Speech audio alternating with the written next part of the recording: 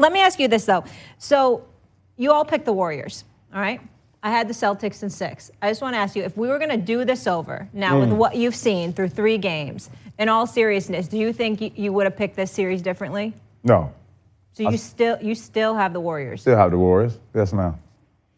I don't know about that. Sorry about the man part. It's okay. It's okay. I'm feeling old today anyway. It's all I hope for the sake of making my pick for Golden State that I'm correct, but the more and more I watch, like in the trenches, like I want to give credit to Boston, even though a lot of people feel like, well, Golden State's always been in control of the game.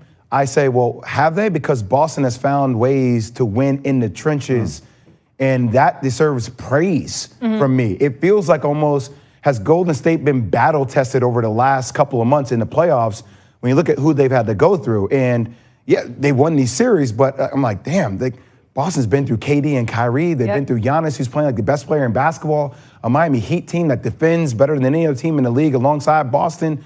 So, like, I don't know, like that trench experience, I think is coming out right now against the Golden State Warriors. So you would have picked Boston? I think I might have picked Boston, yes. What about you, S.A.?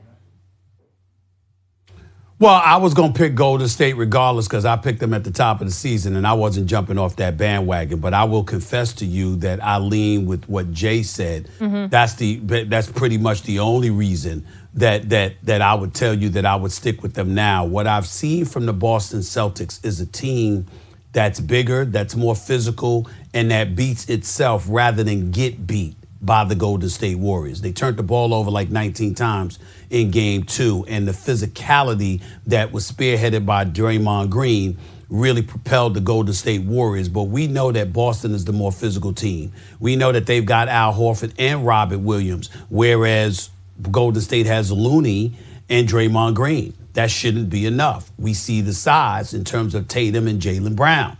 Okay, that's not necessarily a good thing for Steph Curry and Klay Thompson and Jordan Poole. And so when you look at it from that perspective, the physicality, the ability to score the ball, obviously them being an elite defense, particularly in a half-court set, I can't in good conscience sit here with a straight face and tell you that regardless of what I've seen over the course of these first 3 games, that I would have picked the Golden State Warriors. No, I would not have based on what I'm seeing.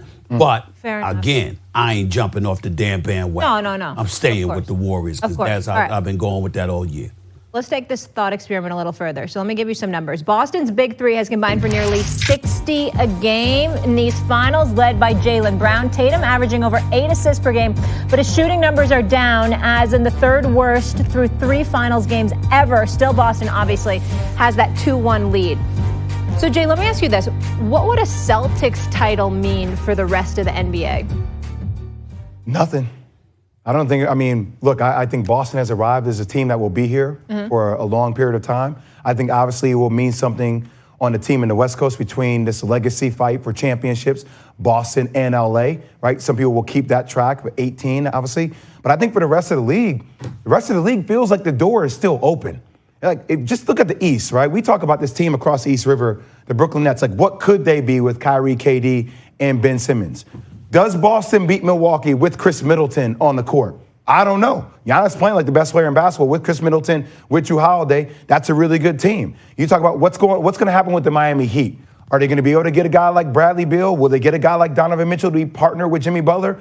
Like, that's a legit trade team. for Patrick Beverley?